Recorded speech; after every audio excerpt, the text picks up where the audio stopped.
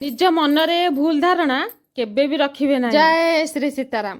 ମୋର ଏ କଥାଟା କିଛି ଜଣଙ୍କୁ ବାଧିଲେ କଣ ହବ, ଯାହା ସଂସାରରେ ଘଟୁଛି ମୁଁ ସେଇ କଥା କହୁଛି। ମୋର ଭାଇମାନଙ୍କୁ ଗୋଟେ କଥା କହିବାର ଅଛି। ଏମିତି କିଛି ଝିଅ ଅଛନ୍ତି ଯେ କୁହନ୍ତି ମୋ ବାପା ମାଙ୍କ ସମ୍ମାନ ମୋ ପାଇଁ ବଡ, ମୁଁ ଲଭ୍ ଫଭ୍ ଚକ୍କରରେ ପଡିବି ନାହିଁ। ଏଇଟା ସେମାନଙ୍କର ଗୋଟେ ବାହାନା ପୁଅ ମାନଙ୍କ ଆଗରେ ସତୀ ଦେଖେଇ ହବାର। କିନ୍ତୁ ଯେଉଁ ଝିଅ ଏଇ କଥା କହି ସାଇଲା ପରେ ପୁଣି ପୁଅ ମାନଙ୍କ ସହିତ ଘଣ୍ଟା ଘଣ୍ଟା ଘଣ୍ଟା ଘଣ୍ଟା ଗପି ଥାଏ, ଆପଣ ମାନେ ସେଇଥିରୁ ଜାଣିପାରିବେ ଆର ନେଚରଟା। ଆପଣ ମାନେ ସେମାନଙ୍କ ମୁହଁରେ କଥା ଶୁଣିକି ଭାବୁଥିବେ ଇଏ ବହୁତ ଭଲ ଝିଅ, ଯେ ଏମାନେ କେବେ ବି ଲଭ୍ ଫଭ୍ ଚକ୍କରରେ ପଡିନାହାନ୍ତି। ଏ ଭୁଲ ଧାରଣାଟା କେବେ ବି ମନରେ ଭାବିବେ ନାହିଁ।